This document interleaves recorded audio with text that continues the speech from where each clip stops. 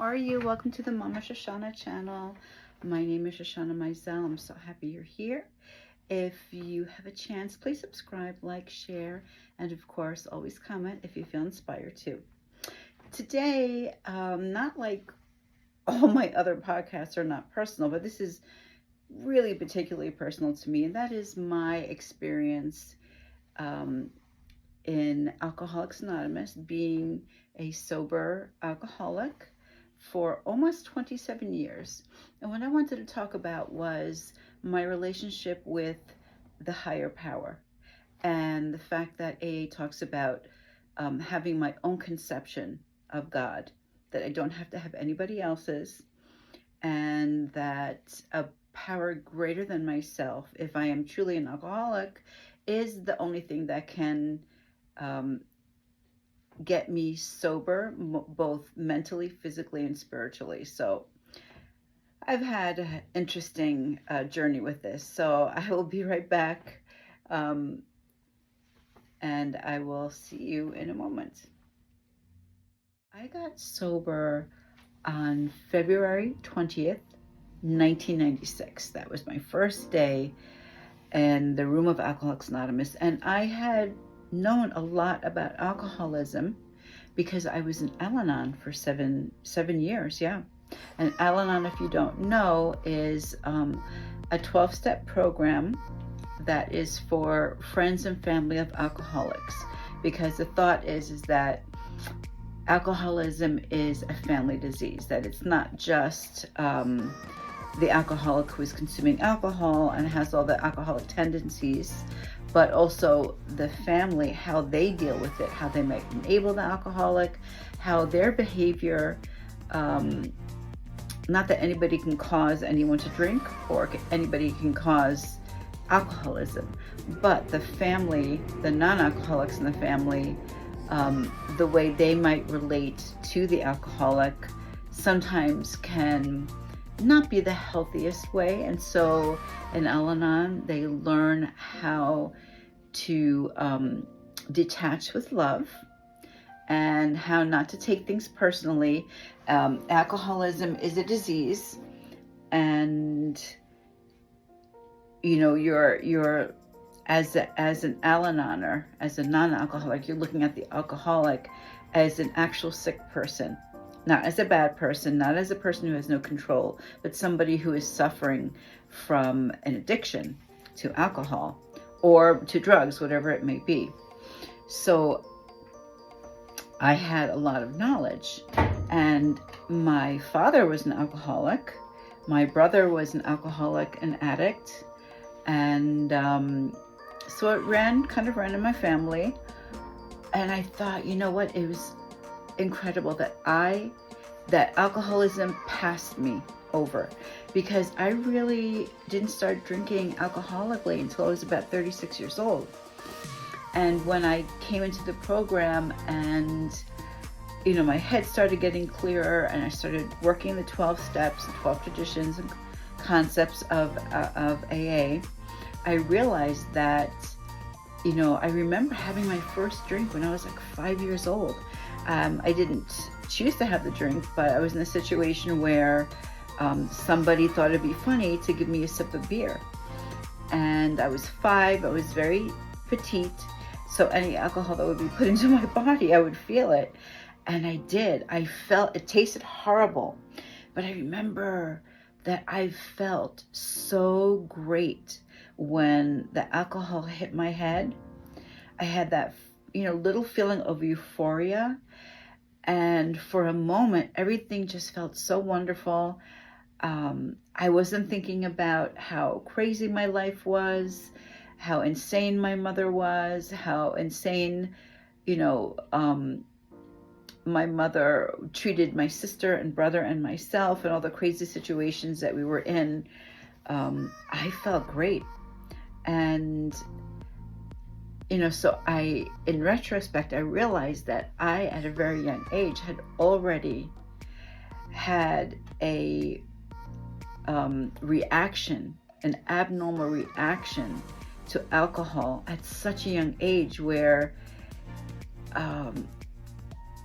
my body experienced it so incredibly in a high euphoric state, where other children, including my children, they were little, if they got, thought something was their soda and they actually took a beer or something, it was disgusting to them. They spit it out. That was really interesting. So looking back, I did realize that in retrospect, I noticed that my body responded differently to alcohol than, average people that I was around. And then I remembered when I looked back also in my teenage years, I would kind of sneak alcohol here and there, but I never wanted that feeling of euphoria, that buzz, that great feeling. I never wanted it to go away. So I would just, not drink to pass out, but I would drink enough and continuously, so I would keep that feeling of euphoria. And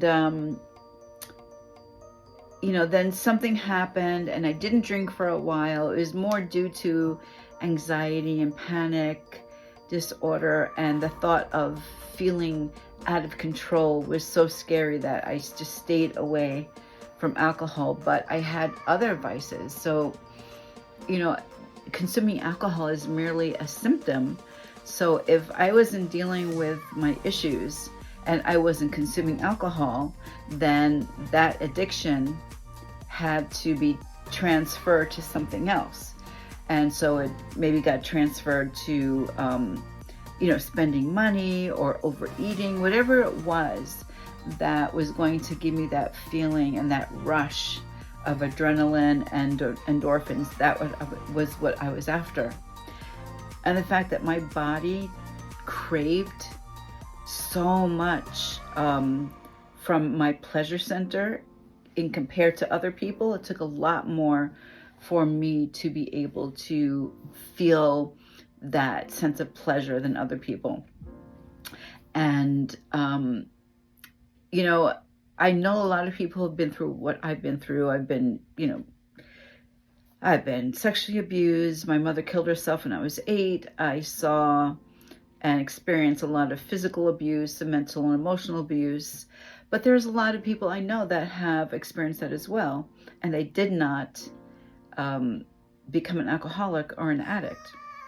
So I used to think, well, maybe it's because of those things that happened to me. And so my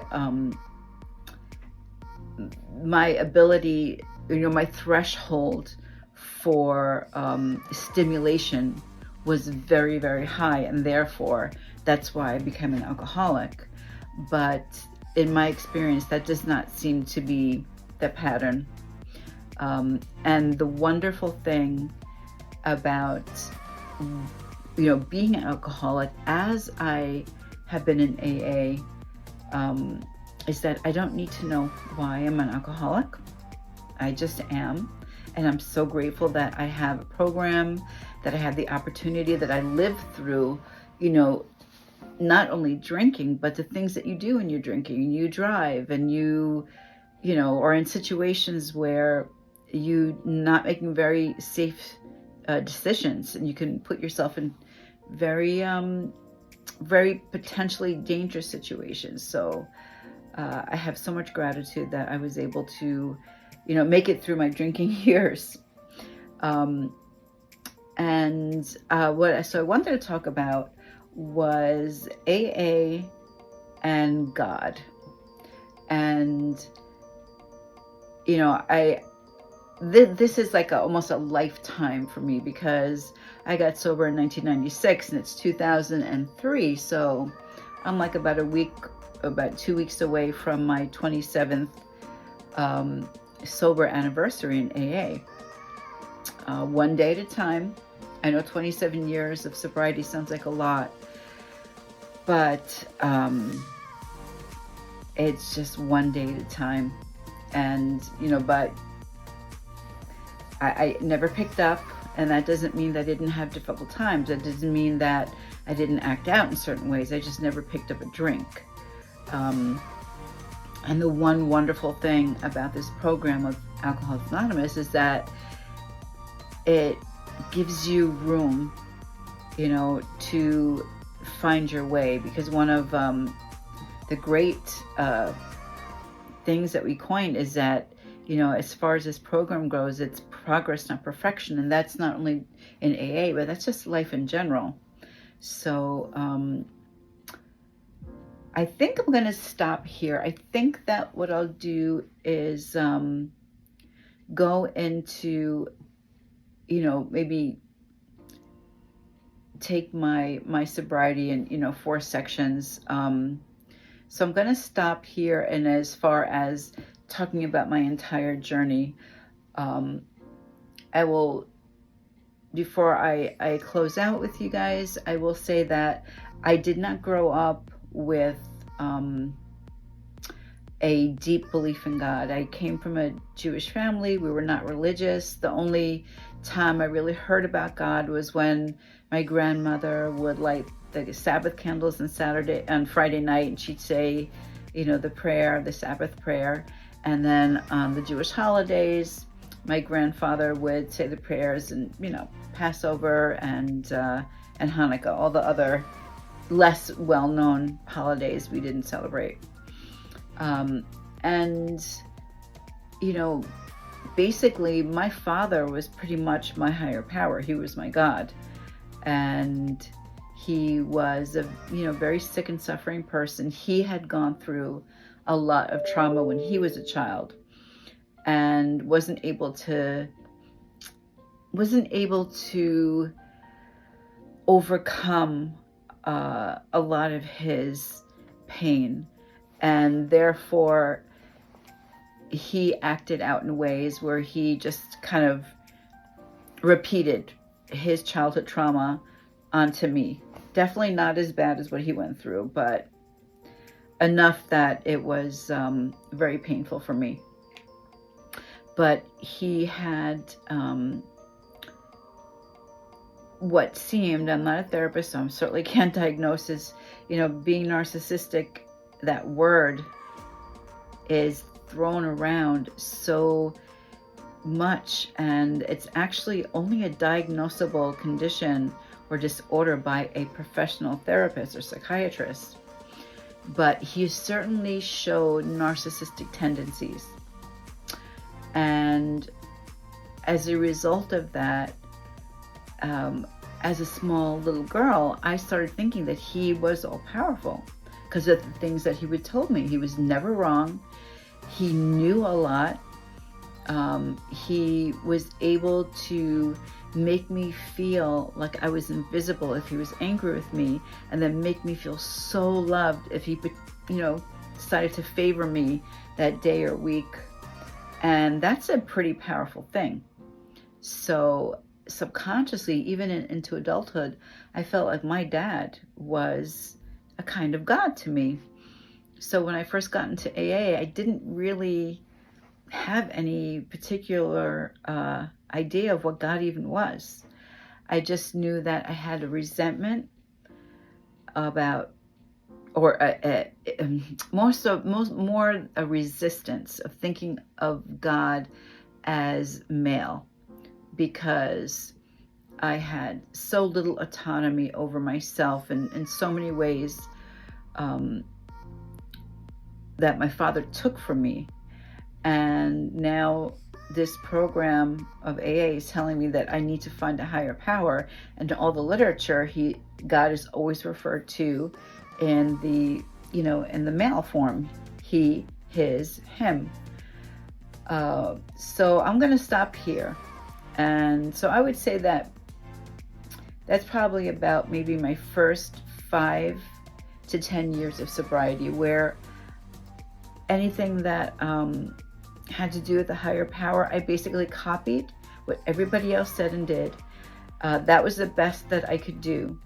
I prayed, but I didn't know what I was praying to. I didn't understand what I was praying to. I just knew that I desperately wanted to be sober. I desperately wanted to get better. I desperately wanted to deal with my selfish, self-seeking, dishonest and abnormally fearful symptoms that I had. So I did what I was told to do by other AAers that, had more sobriety than me, and whoever was my sponsor at the time, who sponsor an AA is somebody who takes you through the 12 steps, 12 traditions and 12 concepts of Alcoholics Anonymous. So, yeah, I'm really so excited about, talking about this with you. And so I'd say we'll should be having about another 3 or 4 video podcasts on this subject. And I would love to hear from you. I would love to hear from you on, what is your concept of God? Do you believe there is a God? Do you, how does God function in your life and in other people's lives? How do you perceive God's power? And is it something inside you, outside you, both? I'm really would love to know that, because I am still on my journey. So yeah, that would be great. So thank you again so much for spending the time with me. I love you, and I'm so grateful that you've stopped by, and I will see you next time. Giving you a kiss. Mwah. Bye-bye.